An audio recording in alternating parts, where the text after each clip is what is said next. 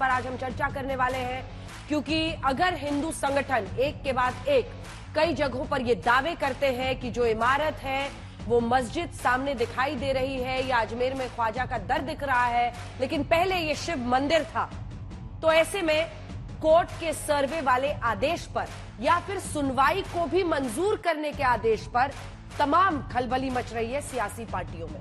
वो कह रहे हैं कि जानबूझकर देश को सुलगाया जा रहा है। कोर्ट अगर सर्वे की भी इजाजत देता है तो वो उस पर प्रश्न खड़े करते हैं। कोर्ट अगर अजमेर शरीफ में पूरे मामले की सुनवाई को भी मंजूर कर रहा है तो सवाल खड़े हो रहे हैं। पहले इस रिपोर्ट के जरिए पूरे मामले को समझिए, फिर हमारे साथ जुड़ेंगे असदुद्दीन ओवैसी, एआईएमआईएम के अध्यक्ष और सांसद। पहले ये रिपोर्ट देखिए। ये हो क्या रहा है कि आप 800 साल के बाद कह रहे हैं कि वो दरगाह नहीं है? जब आक्रांता आए थे मुगल तो हमारे मंदिरों को तोड़ा था।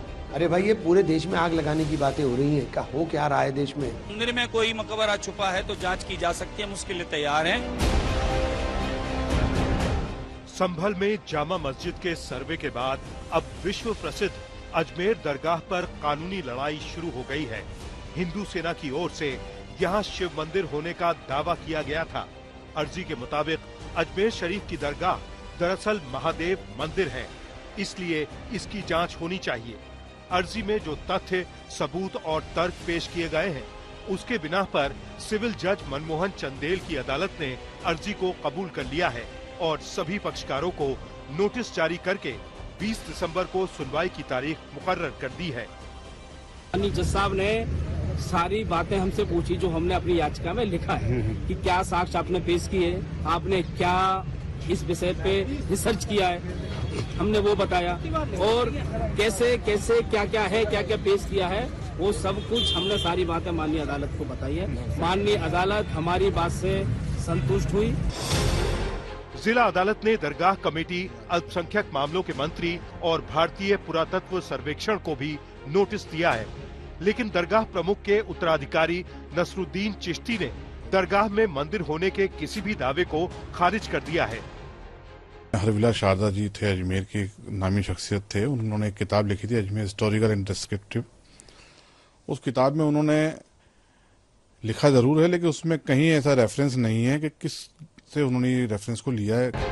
अब संभल के बाद अजमेर में मंदिर के दावे से एआईएमआईएम अध्यक्ष असदुद्दीन ओवैसी भी बिफर पड़े, तो केंद्रीय मंत्री गिरिराज सिंह भी कहां पीछे रहने वाले थे।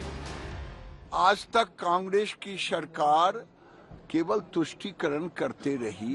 तुष्टीकरण के कारण ही अगर ये 47 में ही आक्रांतों द्वारा मंदिरों पर मस्जिद बनाने का जो उनका एक मुहिम चला था, उसको समाप्त कर दिया गया होता नेहरू के द्वारा, तो आज हमें कोर्ट में अर्जी देने की जरूरत नहीं पड़ती। ये हो क्या रहा है कि आप 800 साल के बाद कह रहे हैं कि वो दरगाह नहीं है? क्या मैसेज दे रहे हैं हम भारत का पूरे विश्व में? एक मजाक बनाकर रख दिया आप। प्लेसेस ऑफ वर्शिप एक्ट को कोर्ट, लोअर कोर्ट क्यों नहीं सुन रहा है? प्लेसेस ऑफ वर्शिप एक्ट को क्यों नहीं मान रहा है? कांग्रेस और समाजवादी पार्टी भी अजमेर दरगाह में मंदिर के दावे को लेकर नाराज दिख रही है।